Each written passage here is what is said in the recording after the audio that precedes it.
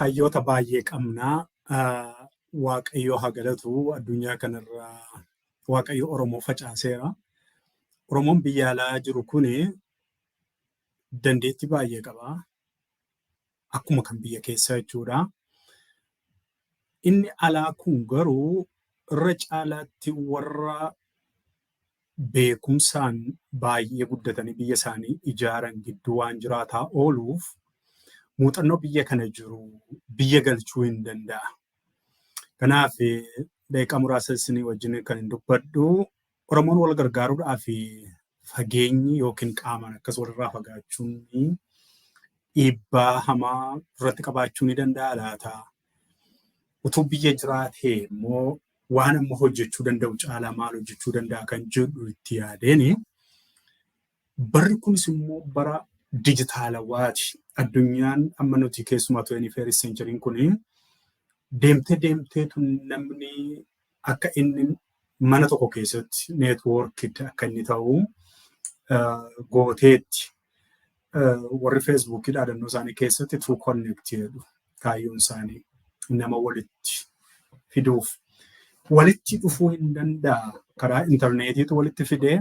Kanaaf namichi asi Kaalifoorniyaa keessa jiru intarneetiin haa jiraatu malee nama maatii isaa najjo jiru akkaataa akkasiin fuulaan walitti ba'ee waan achi keessa jiru hundumaa leenjii kennuu, waan adda addaa kennuu, wantoota adda addaa hojjechuu hin danda'a jechuudha. Keessumaa kan hin hawwan ergan biyya kana dhufee haala itti yuunivarsiitii biyya kanaa fi yuunivarsiitii biyya keessaa wal quunnamsiisuu danda'an. Yoo warra tola ooltummaadhaan leekcharii adda addaa godhan as keessa lafuma jiru nu gargaari guyyaa akkasii sa'aatii tokkoof yoo jenne yoo kaffaluuf illee biyya kanatti sa'aatii tokko dhufee sii dubbatee birrii si barbaaduu hin danda'a. Garuu voolentarii warri godhan jiru beekumsa ammaa saayinsii irratti haa ta'u, teknooloojii irratti haa ta'u, uummata akkasii qopheeffadheen jira. Yuunivarsiitii akkasii keessa barattoota 2,000, 5,000 silaayee waan irratti foddaa irratti taa'ee si ilaalaa jira.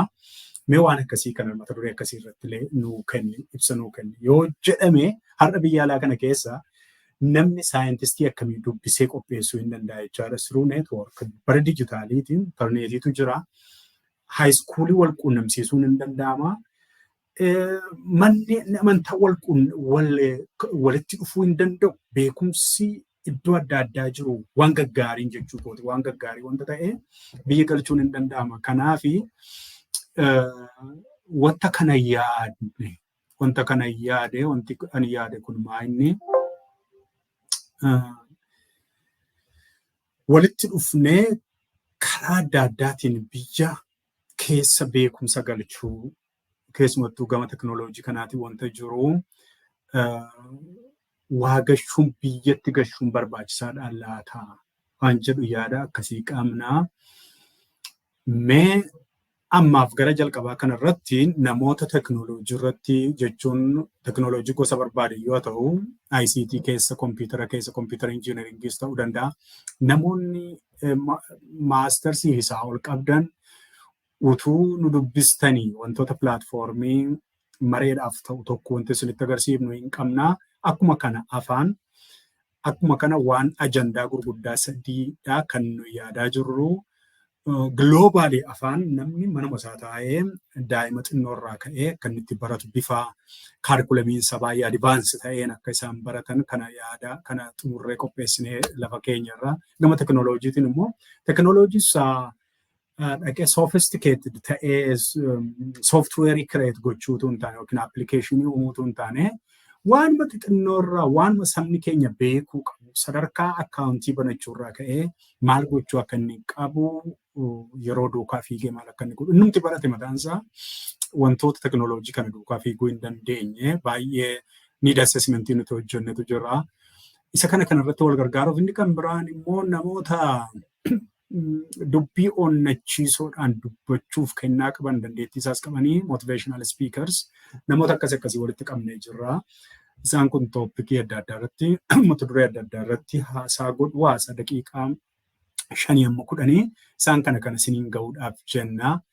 Yoo Waaqayyo jedhe karoora gurguddaa akkasiitu dura kana jira waliin mari'ataa deemna fuula miidiyaa hawaasaa kana keessatti yeroo yeroo wantoota outline qopheeffanne sana diriirsinee tokko tokkoon qabiyyee isaa irratti mariisiisaa argisiisaa ijoolleetti himaa deemnuu hin dhufaa. Kana sagalee mayaaliitiif wanta kana onna jedhe malee hojiin jalqabu yootti jalqaba waggaa haaraa irratti eegalaa wanti hayyoonni muraasni biyya kanaa attam goonee uummata keenya uummata gargaaruun necessarily inni nagadu yookiin inni maal godhu wal arguu danda'a. Inni kaan immoo namoota guddisuu namoota utuu waa hunda qabanii garuu waan xinnoo nama karaatti agarsiisu dhabanii keessumaa dhaloota amma guddataa jiru kana keessa baratee hojii dhabaa ta'e kana keessa barnoonni biyya kanaa wanti namatti tolu hojii piraktikaaliiti. Koorsii tokko sii kennanii qabatamatti immoo koorsii sanaan maal hojjetta kan jedhu duukaa adeemsisu. Biyya keenyaa tiyoorii barannee dhumaa fiignee gulufnee amma PhD'tti keessa dabarree gaafa PhD keenyaas galagallee deebinu waa tokkoyyuu kalaquun hin danda'amu hin jiru. Sababiin isaa namni qormaatumaaf dubbii isaa A fiduuf B fiduudhumaaf hojjetaa. Biyya kanatti waa kalaqanii rakkoo uummataa furuudhaaf PhD ga'uun hin barbaachisu. High school irratti kalaqanii uummataaf rakkoo furanii isa booda mana barumsaa dhiisanii gara piroojeektii isaaniitti deebi'u biyya kanaa. Kaarikulemii isaaniitti akkasitti diizaayin ta'ee maali kan keenya gara kan keenyaatti maaliif hin cehu? Maaliif biyya keenya hin galu? Muuxannoon akkasii barsiisonnoo kanuma keenya baay'een isaanii biyya alaa kana keessa jiran yuunivarsiitii barsiisanii Oromoota. Maaliif muuxannoo kana akkamitti akka inni biyya galu karaa dijitaalaa kanaanii hin yaalamu waan jedhu tokko qabna. Isinii wajjiniin haasa'aa deemna. Wantoota kanarratti tokko tokkooni ammaaf Oroosiitii kan jedhu kana hordofaa. Yoo isinitti tole saabskraayibis godhaati. Faana bu'aa yaadannoo kennaa waan keessumattuu ijoolleen gara barumsarra jirtanii fi daa'imman keessa maatiin baay'een immoo daa'imman keessa yeroo dhabdan yeroo itti teessanii waan adda addaa barsiiftan kan dhabdanii daa'ima waggaa 3 irraa ka'ee ta'uu danda'a. Nuti pilaatfoormii e-learningii baay'ee kompliit ta'ee loogiin godhanii ijoolleen seenanii multimedia educationiidha. Audio qabaa, piikcharii qabaa, viidiyoo qabaa, iskiriiptii qabaa. Akkaataa akkasiitiin wanta qophaa'e baay'ee miidhagaa kan ta'e kanatti qopheessinee hawaasa keenyaaf kun yoo gumaachine kan jedhu kana qabanneetu jirra. Bara 2023 kana keessa baasna yoo Waaqayyo jedhee. Hamma sanatti garuu qorannoowwan tokko tokko gochaa jirra. Waan biyya kaarikulamiin biyya kana jiru akkamittiinidha. Biyya keenya keessatti adaptabilitii isaa irratti madaqsu kaarikulamoota madaqsuu irratti keessumattuu wantoota tokko bifa salphaa ta'een simple godhanii akka namaa galuu danda'uu fi hojiitti immoo hiikumsaa isaa irratti tarsiimoo akkamiitu metodoloojii akkamii gargaaramna kan jedhu irratti torbeeraan hayyoota muraasaa wajjiniini walgahii sa'aatii 3-5 godhataa jirra.